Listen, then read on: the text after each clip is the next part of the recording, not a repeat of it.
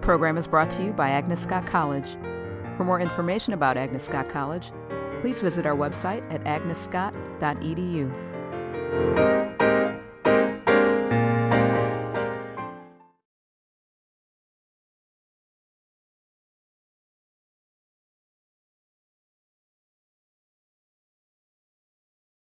And it is my great pleasure to introduce Marquita Jackson-Minot, who is originally from New York City, has taught mostly in the Boston Public Schools as an elementary school teacher originally, went on from there to co-develop an astronomy-based science curriculum for elementary schools in conjunction with Harvard University's Center for Astrophysics.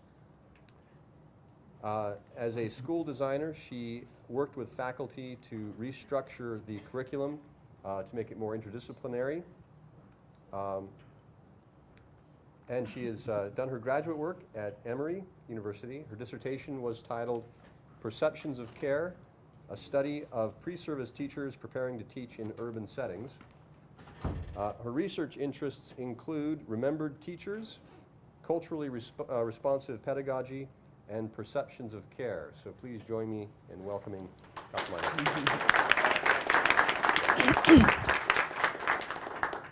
Well, good morning, everyone. Good morning. Oh, that's much better than my 210 class.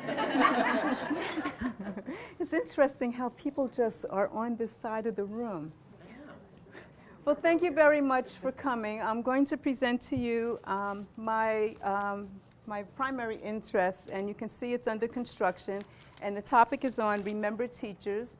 And before I begin the actual presentation, I want to share with you a Facebook conversation. I just recently got on Facebook. I'm not very good at it. People say, you're going to spend hours and hours on it. I'm lucky if I spend 10 minutes on it. But this is a conversation from a young man named James Austin that came to me on August 5th, and it says, did you teach 4th grade in a school in Boston called St. Francis de Sales? Forgive me if I have the wrong person. My name is James Austin, and I was looking for my 4th grade teacher. And then I wrote, hi, James. Yes, this is me. How are you? Oh, my goodness, how nice to hear from you. I never got to tell you how much you meant to my life. I cried when you left. You touched my experience so well that I remember you even today. Thank you. And I responded, James, thank you for such kind words. Please refresh my memory. I also have to say I cleaned this up. I put caps where caps should be and stuff like that, but it's pretty much the same language. Please refresh my memory. Are you the young man who used to have this quick temper? Your father raised you and your brother, and one day your father wanted to teach you a lesson and gave you a jacked up haircut that resulted you in getting in fights? Is this you? And after the fight, I took you into the bathroom to clean you up a bit, and while we were talking, actually I was fussing at you about fighting because he always had a fight, and he always had a quick temper. You said that someone called you an egghead. That's when you started fighting. Is this indeed you? I remember taking your head and making you look in the mirror saying, does your head look like an egg? You said no through tears and blood and bloody nose and everything. And I said something about ignoring them and stop fighting. Then he responded a couple days, and I said, is this you? I see you living in Atlanta. How long have you been here? Make me old by telling me your age. Are you married, kids, in school? What are you doing? Of course, I have no idea in my mind how old this young man is at this point. And he wrote back, yes, that was me. I will never forget that moment. It was pivotal to my being. I wanted you to be my mom because you looked like her, and my dad had run her off years before. Yes, I live in the ATL. I miss Boston so much. I am 40. OMG. Wow, I have 4 kids, 3 in college and 1 that is still at home. Did the marriage thing, that was interesting, but all is well. Ha ha! Where are you? What is mine? French? Thought about you for years, you know. So James today, and we had other further conversation, and James today like I said, lives in Atlanta area. He lives in Gwinnett. His youngest child goes to middle school. He has twin daughters. So I was like, geez, okay, here I am, 54, and I have one child. And anyway. I've had this pleasure of getting to know several students over the last couple of years, especially with Facebook and Google, that several students that I've had from several years ago have contacted me. And thus comes the title of my presentation called Conversations at the Crossroads, Students Under the Influence of Their Remembered Teachers. So I wanted to give you just a little bit of my, Hal already mentioned a little bit, this is my educational story in context. I graduated from Boston University in '77.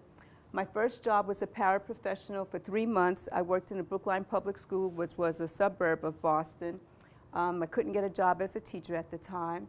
I taught then, and then shortly after that, one of the teachers I worked with in the school said there's a Catholic school that I know that's looking for a 3rd, 4th grade teacher to teach math and language arts. And I was like, oh joy, my favorite subjects in the world. And I went to the school and for an interview the next week, and before I got back to the other school I was at, they hired me. So I started teaching at St. Francis de Sales Community School. I stayed there for 3 years, and that's the school that I met James Austin. I left teaching for 5 years because at St. Francis de Sales School I was only making like $6,500 a year. I also worked in an after-school program so I can put some food on my table and put a roof over my head. But I ended up leaving, worked in the private sector for 5 years, and then Boston and Cambridge and the neighboring schools were starting to hire. So I started teaching in the Boston Public Schools, where I stayed there for 8 years. And I have students from my experiences in the Boston Public Schools who have also contacted me. So on the flyer that went out, I wanted you to think about your most remembered teacher. So who is your most remembered teacher? What made that person most remembered? What were that person's qualities? And what subject and or grade level did that person teach? So take a moment and think about that. Does anyone want to volunteer? Doug? Marquita, I would say, was my 4th grade teacher. As a matter of fact, her name was Martha McLaughlin. I'll never forget her because one of the things we did every single day in class, we read for 1 hour. And she was passionate about reading. And that's where really my love of literature sprang from. And you were in the MAT program for English. Correct. Okay, thank you. Anyone else? Amy? It was my 6th grade teacher. Her name was Mrs. Lyle. And I liked her a lot because she would admit when she wasn't good at something. Like when she taught us art, she would say, now, I don't know a lot about art, but we're going to do just this one thing. And we're going to have fun with it and do some art today. And as a person who wasn't very good at art, I appreciated that. Good. Thank you. Anyone else? Violet? My most remembered teacher is, she's deceased now. Felicia Fine was her name. She was the teacher who prepared me for the O-levels in history back in Africa, and she was so passionate about history.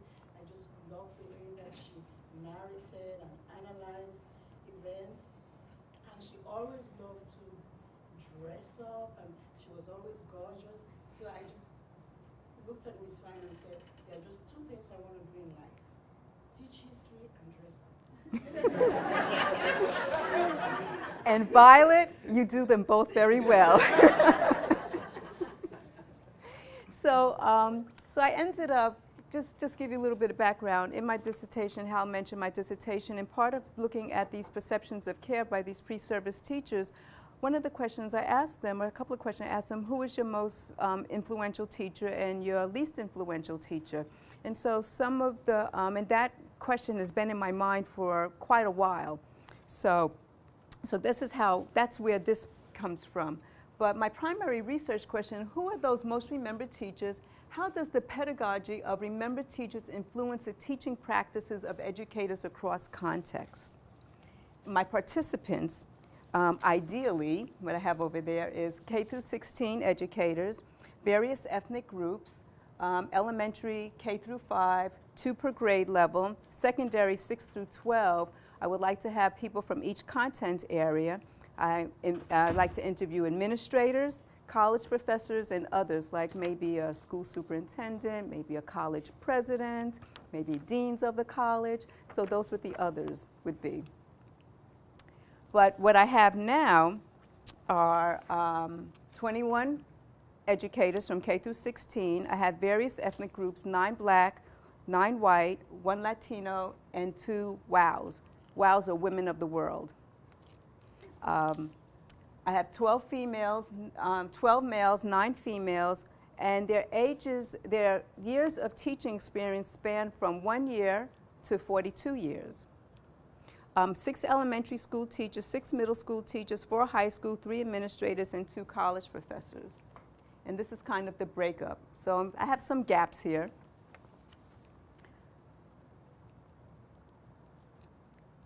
And then I have 1 elementary principal, 1 middle school ILT instructional lead teacher, 1 high school principal, and like I mentioned, 2 college professors. So I'm just going to share several of my interview questions. I'm not going to have them all. There are about 20 or so of them. And I wanted to know, what was their K through 12 school experience like in general? Was it the good, the bad, the ugly? What grades and or content area do they currently teach? Tell me about their most remembered teacher. I wanted them to define most remembered teacher. I didn't want to define it for them. I wanted them to tell me what they thought remembered teacher was. I wanted them to tell me the qualities these teachers had. I was interested in what grade level or content area their most remembered teachers taught. And I wanted to know, was their most remembered teacher their most effective teacher? Then I also want to know, was that person their most influential teacher? And I also want to know, were they the same person?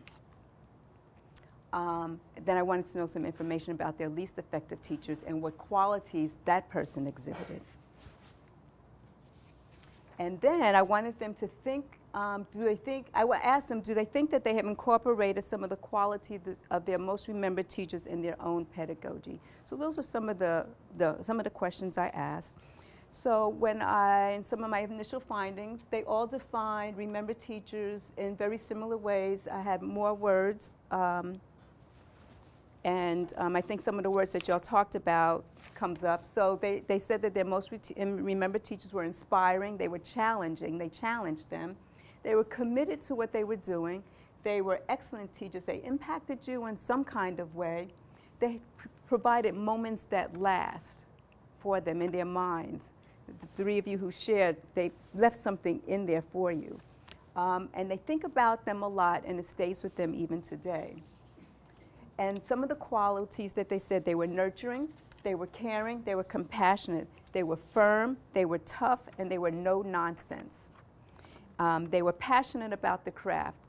And both Violet and Doug mentioned that their teachers were passionate. They were intelligent. They held high expectations for the students.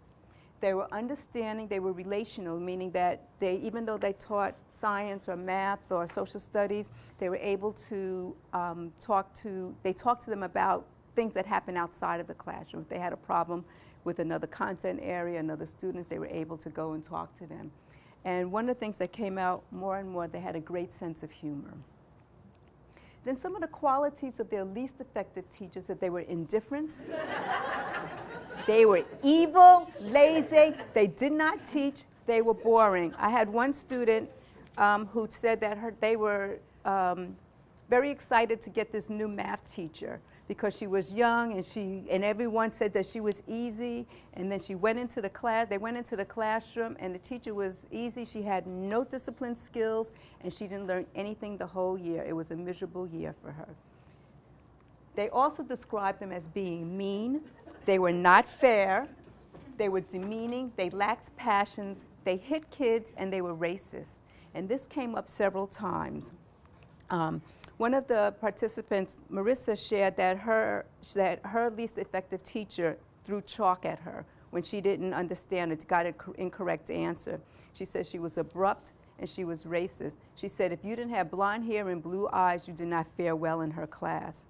Another student came to America from Guyana and went into the Gwinnett City County Schools in 2nd grade, and she said that her 2nd grade teacher did not like her. Maybe as a 2nd-year-old, a 7-year-old, 6-year-old, you may not be able to articulate it, but you know when a teacher doesn't like you.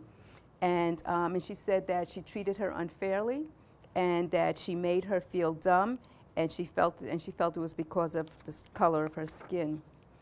Another student, and these were actually former Agnes Scott students who I taught several years ago that also participated in the study. And another one said her least effective teacher was her 5th grade teacher. She really enjoyed science up until she had him as a teacher.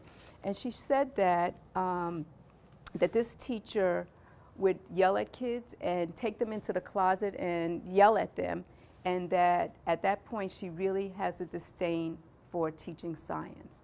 She said, but he taught in a hands-on way that they were able to, they did fun projects, but he was just a mean kind of person. So there's lots of complexities and stuff and connections, and there's powers of, and I think there's lots of power that we educators have. We have power in our classrooms, we have power over students, and there's definitely power in the words that we use and choose to talk to students. One of the things that I wanted to share was that remember, teachers had a strong impact on the students' development in terms of how they may have acted socially. If I go back to James's situation, it's very interesting.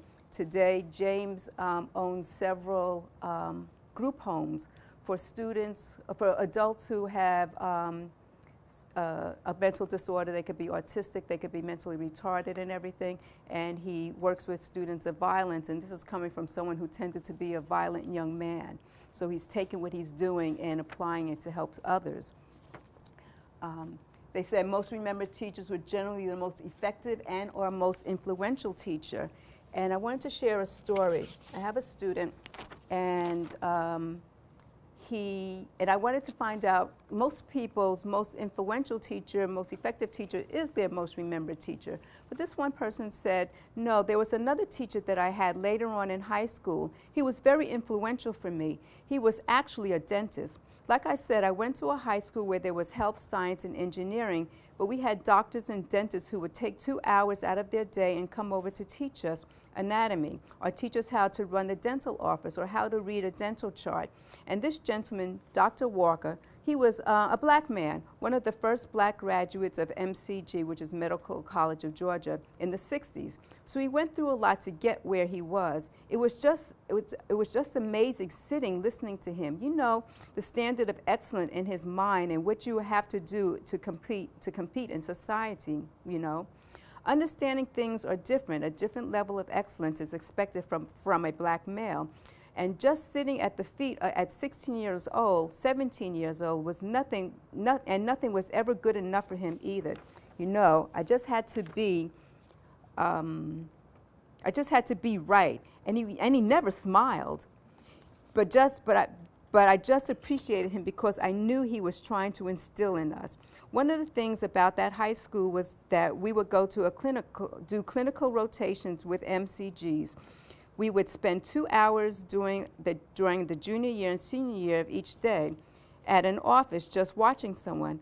You wore a white lab jacket, and I remember him taking me over there on a van, and everyone gets out in the van, he says, "Mountain, have a seat." Person's last name is Mountain. "Have a seat." And he took me back because my lab jacket was wrinkled, and he did not want me going into a dental office with that wrinkled jacket. And I'll never forget that day. I was the only one in the van that he brought back to school, and ever since then, that lab jacket was tight and pressed every day. He was instilling in me that you can't present yourself in any kind of way. You represent me, you represent your family, and you don't come here like that. So that was a life-changing moment. And to this day, this young man teaches 5th grade in Augusta, and he is an impeccable dresser to this day. I bet he never goes to school without his clothes being ironed and pressed. These teachers like their participants, meaning that the teachers, remember teachers like the students. And that was important for many of them. And they share similar pedagogical styles. For example, Susan tries to look at kids as humans and seek out those who are different from them. And she teaches the same content area as her most remembered teacher. She was kind of awkward. She didn't quite fit in. She was that odd child that I was that odd child myself. But that just didn't quite fit in. So she recognizes that, and when she sees a student who doesn't quite fit in, she makes sure that she makes that child feel welcome. Byron said he will deviate momentarily from a lesson to give a life lesson, to deviate from his lesson. He's a math teacher, to give a life lesson. Works to correct, he works to be correct, and he wants the students' work to be flawless, and he says has a sense of humor. And his most remembered teacher also teaches in DeKalb County, and she teaches the same content area in DeKalb. Kevin said that his style is soft-spoken, and his most remembered teacher was soft-spoken. A lot of people talked about having a sense of humor. Another person, going back to Mountain, his teacher was project-based instruction. They did acting, developing oral speaking and acting skills, has high expectations. This person here teaches the same grade level. He does hip-hop, rap music. He teaches literature and language arts to rap music and everything. He does a lot of project-based learning. So another teacher shared that they have passion for teaching, structure, organization, and differential instruction. That was what her third grade teacher is. She's teaching third grade. So there's lots of people, there's these similarities that come out. From this, 11 of the participants teach the same grade and or content level. So if their most remembered teacher was an elementary teacher, they teach elementary school. If their most remembered teacher was a secondary teacher, they'll either teach that grade level or that content. Teachers, they teach the same content and grade levels as their most remembered teacher. I just said this. I wanted to share this chart with you. It may not be, the red things mean. I'll just point it out to you. These were from I taught summer school. I taught the MAT students this summer. And I had them write letters to their most remembered teachers. And I want to share some excerpts from that. And I wrote on the board, on chart paper, their names, the grade that their most remembered teacher teaches, which is this column here, the content of their most remembered teacher, and what they are teaching now, what they're studying now. And what the red represents, the area that their most remembered teacher taught and what they're teaching. So all of these, like for example, Amanda was an undergraduate advisor, was her most remembered teacher, was biology and chemistry. She's teaching chemistry. Oh, I forgot to highlight this one. English is the 11th grade English. Literature, English. Science, technology, math. English. So there's this theme that's running through here. It's very interesting to me, and I'm like, okay, it's intuitive in a sense, but is it really intuitive? So it just raises some questions here.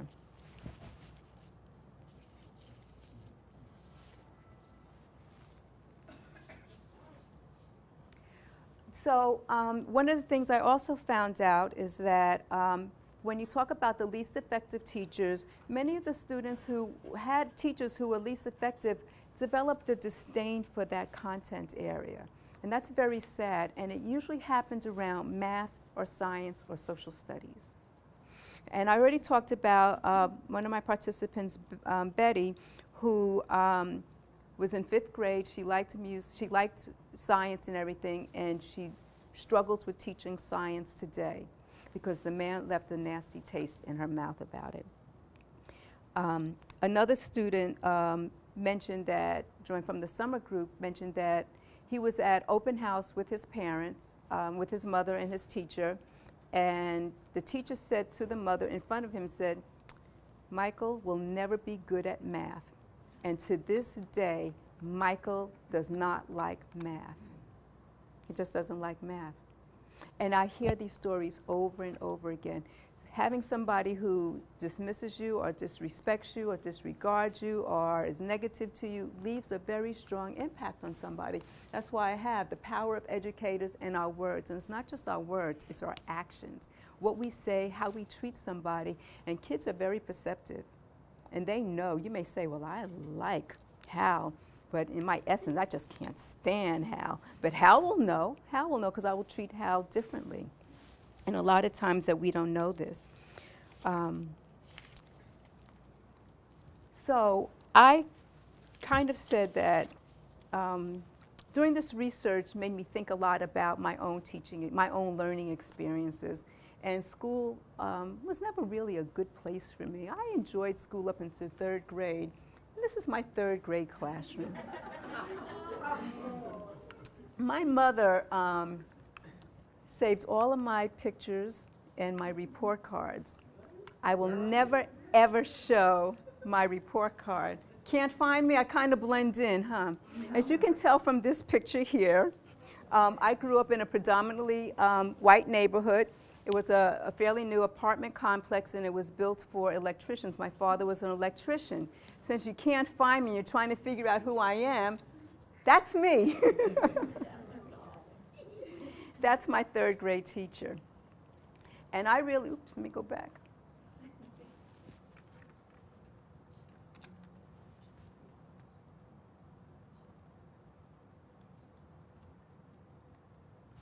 Usually the keyboard goes, okay. So this is, and I grew up, this is a community, my 3rd grade class, and we were doing the play Pinocchio. That's why the boy was in the background with the hat and everything on. And so this is me. But one of the things I think about, like I said, I grew up in New York City, primarily Queens. The community I lived in was primarily white. There's a few black students in the class, and or in the school actually. And my father still lives there today. My sister lives in that area also. But my 3rd grade teacher, I thought she was a very pretty lady. And I liked her, and I thought she liked me. But one of the things that this phenomenon that happened with my own son, my son is 22 years old. He'll be done with college in December. And so I'm very happy about that. And as he was in 1st grade, I remember my 1st grade. When he's in 2nd grade, I remember my 2nd grade teacher. When he was in 3rd grade, the interesting thing, I didn't particularly like his 3rd grade teachers. I never said anything to him about it. And it made me think about my 3rd grade teacher. And I started looking at my report card from my 3rd grade teacher. This is my report card. I was an average student, you know, nothing spectacular. It makes me wonder how where I am today. And one of the things I wanted to point out is that at the very top part it says, Marquita gets along well with all the children in the class. However, lately she's become a little too talkative. Well, when my mother saw my report card, my father saw my report card, the next comment said, Marquita's talking problem did not last very long. Her conduct is good. She was well liked by her classmates. So, you know, we could kind of nip that in the bud. My mother was no nonsense. We didn't play with Jean. But one of the things that I think is interesting is Marquita writes creatively and imaginatively. And then somewhere along the line, Marquita she talks about Marquita now reads on the upper 3rd grade level. Her comprehension is good. She still has a grammar problem. However, I notice slight improvement. She is getting lazy in her composition. They lack creativity and good penmanship. My penmanship still stinks today. And sometimes I'm looking at them, it's like, what did I write? But I don't know what happened. Something happened to me in 3rd grade. And I think in the back of my mind, like the students who said, I think the teacher was a racist. I grew up in New York City in the early 60s. It was in the early 60s when I had this teacher. I don't know that for a fact, but there's something in here, you know, thinking back on it, and makes me think that that might be the case. I don't know, but school went downhill for me thereafter. And school was never a good place for me after that. I didn't enjoy school. And I think part of the reason why I'm doing what I'm doing is because of what happened. And in my experiences in school, I have come upon teachers who I call the good, the bad, the ugly. And they have no business teaching. So, and teachers have such an impact on students. So what are some of the implications for this? I mentioned that, I mentioned my personal experience because I just think it's really important. And as educators, even at this level, at the college level, what you say to students is lasting. We may think that 18-year-olds, 19-year-olds, 20, 21, 31-year-olds have the stamina or the wherewithal, but we all don't. We all come to school with different stuff going on in our lives. And if somebody says, you'll never be good at this, or you suck at this, or throws a chalk at you or something, and you happen to be very sensitive about it, then you can cause harm. And I've seen teachers cause harm to students. So I also think that the stuff that I'm talking about are dispositions. In our department, we look at the dispositions of our students. I can't not certify someone if I think they're going to be harmful because they pass content areas, but their dispositions will come through in interviewing and how they work with teachers. I think teaching is the most important job in the world. It infuriates me that basketball players make so much money and as educators we get nothing. I think teaching is a privilege, and as a privilege we need to rise to the occasion. While I strongly believe, and I really believe that teachers need to know their content, because if you don't know your content, there are going to be kids who can't read by the time they get to high school. But you need to know how to care for students, and I think you need to care for students on multiple levels. You have to care for them in terms of the interpersonal stuff, you have to care for them in terms of pedagogy, and you have to care enough to make sure that your classrooms run well, that there's no nonsense, no fooling around, no students texting or any of that kind of stuff. So I wanted to leave you with some things to think about. What are your best qualities? What would you want your students to say about you? As an assignment, I had the MAT students write letters to their most remembered teachers. And while I can't read all of their letters, I'm going to read excerpts from some of them. One person wrote, and I'll just read some of the endings that said, "Thank you for being a teacher and encouraging me to pursue writing. I look to you as inspiration when one day I have an English high school classroom. Best of luck in your endeavors." Another student wrote in her letter, she started writing how she was in 3rd grade, and this student in the class was the teacher's pet. And she was always called on. So when she went into 4th grade, she just knew that she was going to be marginalized in that classroom. But the teacher treated everyone in an equitable kind of way. They walked in, they had a little gift basket with glue pot and scissors and crayons and a name tent. And throughout the whole year, she treated everyone the same way as the teacher's pet from the previous year. And she wrote, "Because of my experience in your 4th grade classroom, I decided I wanted to be a teacher. I knew that I wanted to bring to the students what you did. Love and fairness along with knowledge and understanding. For many years, life took me in other directions, but now I am finally fulfilling that long ago dream that started in 4th grade." Another person wrote, "I hope you realize the powerful and positive impact you had on me and so many other students. I am currently studying to be a high school teacher, and one of my biggest influences was you." And in the final letter, person wrote, "Among the other things, you took interest in the lives of your students, playing baseball with the boys and double dutch with the girls during lunchtime. This showed me that your students were not a nuisance to you and that you were genuinely interested in us as individuals.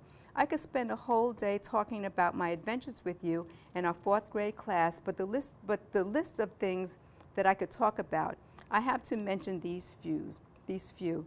You introduced me to Black History Month and the great accomplishments of Jackie Robinson, Frederick Douglass, and Martin Luther King Jr., just to name a few.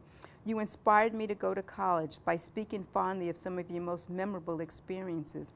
You incorporated games into the learning process, as I first played bingo in your class, and gave us lots of cool projects to do, like planting beans and constructing clay models of planets. You are also very serious in your students and their self-esteem, encouraging us to remain focused and not get involved in a boyfriend-girlfriend thing before time." So those are just some of the, and one other one. Sometimes teachers forget that students are more than bodies in a classroom. You were compassionate and caring, and I will never forget the day I cried uncontrollably in your presence because I felt I had disappointed you. I have to share one other story. I was in a conference in New York about a year and a half ago, 2 years ago, and when I came back, there was a voice message on my phone. It was from a former student of mine. Her name is Tanya. And I remember, it's very funny how there are certain students that you just remember. And I remember Tanya. Tanya would work my nerves sometimes. And Tanya also had a twin sister. She wasn't in my class, but Tanya also had a little quick of a temper. And one day, we were doing a science fair project, and she wanted to do an experiment on plants. She wanted to see if she put a plant on a speaker and played music, what would make the plant grow better, rap music or jazz? And I was like, no contest, jazz. And she was like, rap, and I was like, jazz. And sometimes we're in a classroom, and I pass in the hallway, walk past, I go, jazz, and she'll go, rap. And, you know, I'm picking them up from lunch or something, and we're standing next to each other, I go, jazz, and she'll go, rap. So this was our little game. And then one day she took a social studies test, and she failed the test, and she yelled at me when she got the paper and said, it's your fault I failed this test. And what I often do when Tanya gets into a little tirade, she goes and storms out the classroom and goes into the bathroom and sulks for a while. But this particular day, she was gone for longer than she should have been. So I went into the bathroom, which I would do, and she was sitting in the corner, kind of crying and pouting and everything. And I said to her, look, Tanya, and she sent me this email relaying the story, and I kindly, vaguely remember it. And she said, I told her, look, you can't blame, it's your fault you failed. It's not my fault you failed the social studies test, it's your fault you failed it. And you can't blame people for what you do or what you do. You have to take responsibilities for your own actions. And she turned and she said in her email, what did I know? What do a 10-year-old know about responsibilities? But she said as she got older, and she started to blame other people, she thought about my words. And she said, I couldn't play the blame game anymore. And then Oprah had something on a show that said, think about your most remembered teacher, your favorite teacher, influential teacher. I never heard the advertisement. She said when she heard that, she immediately thought of me. And she Googled me and found me. And we stay in communication. We're Facebook friends also. So, you know, I think back to the work that I've done and my experiences, my many experiences in schools, working with teachers and even here at Agnes Scott. And I always think about, you know, what would I want my students to say about me? What are my best qualities? So I want you to think about that. And I want to close, before I ask for questions, you have to see this video. You may have seen this before. This isn't interactive, is it? Oops. Oops.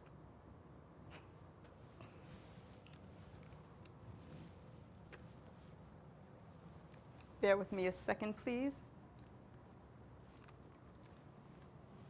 Where am I pointing this at?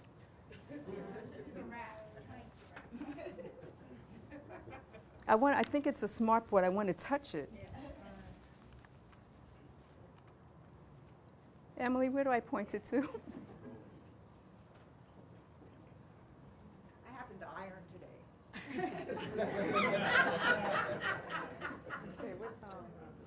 What slide do you want to go to? The last slide, because I wanted to go to the internet. Can I go to the internet from here? Keep going, keep going, keep going. Yeah, keep going, keep going, keep going, keep going, keep going, keep going, keep going, keep going, keep going, keep going. Keep going, keep going, pass those. Okay, that was it. Oh, okay, hold on. All right. There. Thank you. Where was I supposed to be? Oh, I'm supposed to be pointing to, this. Yeah, it's a little similar. Thank you.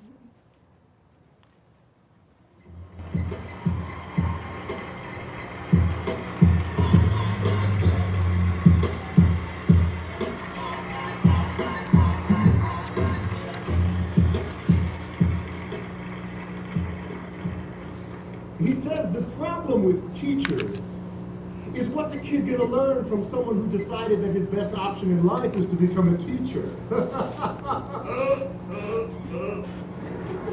He reminds the other dinner guests that, you know, it's true what they say about teachers. Those who can do, and those who can't teach.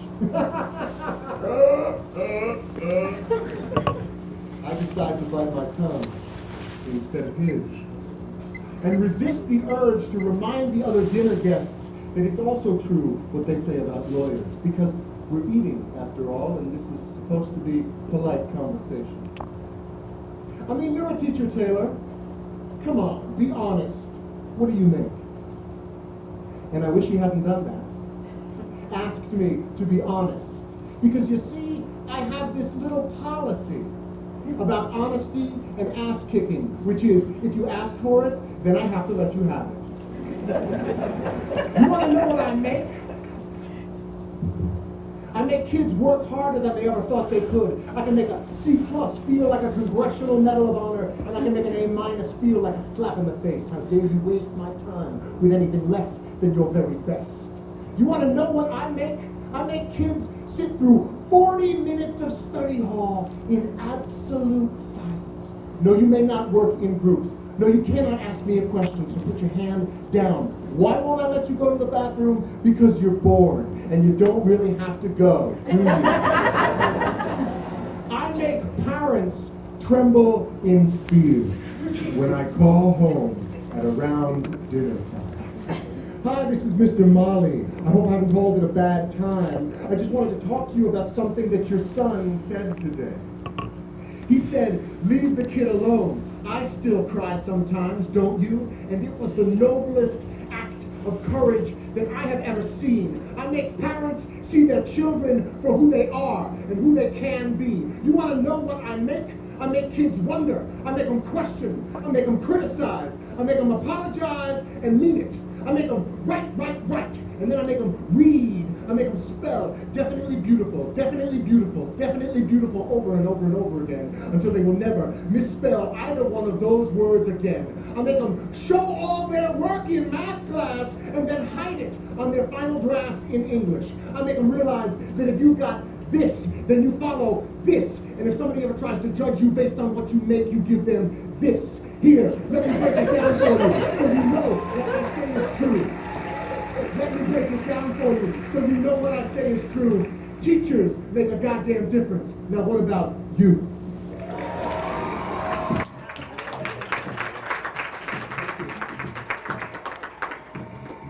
To call it quits or get their 11 o'clock class if they need to, but join me in thanking. Thank you. Thank you.